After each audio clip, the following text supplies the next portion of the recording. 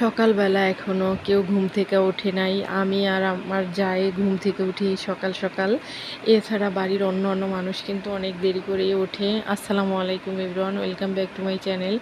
সবাই কেমন আছেন? আলহামদুলিল্লাহ আমি ভালো আছি, দোয়া করি সবাই ভালো থাকেন। আমার কিন্তু সব সময় কি কাজ থাকে জানেন? ঘুম থেকে ওঠার পর আমার ডাইনিং টেবিল পরিষ্কার করা আর এই বিছানাটা করা। কারণ আমার এই টিভি রুমের বিছানাটা আমি যে দিনের ভিতর কতবার যে ঝাড়ি তার কোনো হিসাব নাই। আর এই তো এখানে কিন্তু আমার সকালে নাস্তাও রেডি। আমার মেয়ে যেহেতু মাদ্রাসায় যাবে সেজন্য আমি এই কাজগুলো আগে করি, তারপর থালা বাটি ধোয়া, তারপর হচ্ছে কাপড় চোপড় ভিজানো লাগলে এগুলো একটু পরে করি আর কি।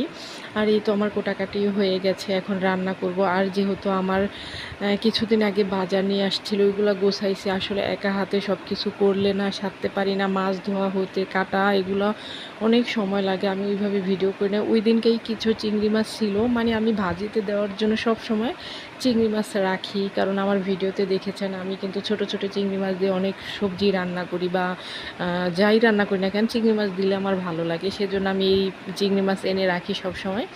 আর এটাকে এখন বাছবো। আসলে ওই দিনকে আমি সব মাছ কেটে রেখেছি, কিন্তু এই চিংড়ি মাছটা বাছা হয়নি। আজকে এটাকে ফ্রেশ করে তারপর রাখবার। এইখানে কিন্তু আমি রান্নাও করে নিয়েছি, যেহেতু এগুলো বাছতে সময় লাগবে।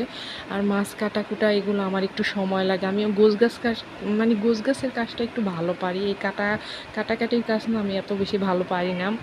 আর এইভাবে রাখলে কি মাছটা দেখতেও ভালো লাগে, সবসময় রেডি থাকে, ধোয়া মোছা আর লাগে না। আমি এইভাবে সবসময় চিংড়ি মাছ বেছে তারপর এগুলা তারপর একটু হলুদ দিই, মরিচ দিই, একটু তেল দিই, আদা রসুন বাটাও দিই। এটাকে ভালো মতো সুন্দর করে পানিটা টেনে নিব, মানে এক কথায় কষানোর মতোই হয় আর কি।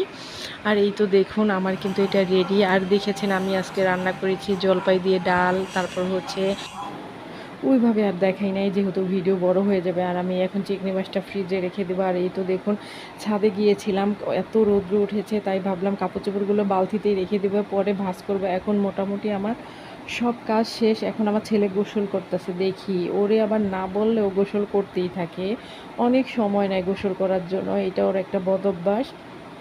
এখন ওদের গোসল করানোর পরে খাবার দিব, দুই ভাই বোনে একসাথে খাবে। এখন ভিডিওটা এই পর্যন্তই। আমি যেহেতু বিকালে একটু বাহিরে যাওয়া লাগবে, সেজন্য আর এখন ভিডিও করব না, দেখা হবে বিকালে।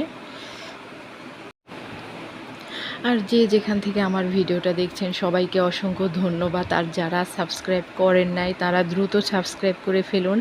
আর যারা এই কাজটা করেছেন তাদেরকে অসংখ্য অসংখ্য ধন্যবাদ। আর আপনারা অবশ্যই একটা লাইক করবেন, কমেন্ট করবেন, শেয়ার করে দেবেন, এটা আপনাদের কাছে অনুরোধ। আর কিছু কিছু আপুরা এখন আমাকে কমেন্ট করে, সেগুলা দেখলে আমার এত কাজের আগ্রহ বেড়ে যায় আর আমার এত ভালো লাগে, আমি আপনাদের বলে বোঝাতে পারবো না। সবাইকে অনেক ধন্যবাদ যারা এত সুন্দর সুন্দর কমেন্ট করেন। আর এই তো দেখুন এটা হচ্ছে আমাদের শরীয়তপুর মেন বাজার আর কি, এটা হচ্ছে হলের সামনে। আর হচ্ছে পুলিশ লাইন একটু আগেই চলে গেছে, ওইভাবে আমি কথা বলছি দেখে বলতে পারি নাই। যারা আসছেন তারা তো জানেনই, আর যারা না আসছেন তাদেরকে বললাম আর কি। আর এটা যে ফলপট্টি আমার একটা কাজের জন্য আসা, কারণ এখন চলেও যাব, বেশি একটা সময় লাগবে না। আর এই তো বাসায় চলেও আসছি, বাইরে কিছুই খাই নাই, সেজন্য নিয়ে আসছি। এটা হচ্ছে কাচ্চি, আর মা আবার চিকেন ফ্রাই কিনে দিয়েছে আয়াত আভাকে, ওরা ওইটা খাবে। কাচ্চিটা পরে খাওয়াবো, যেহেতু এখন সন্ধ্যার সময়, রাতেই খাওয়াবো, এখন আর খাওয়াবো না, যেহেতু সন্ধ্যার হালকা পাতলা নাস্তা খেলেই হয়ে যায়।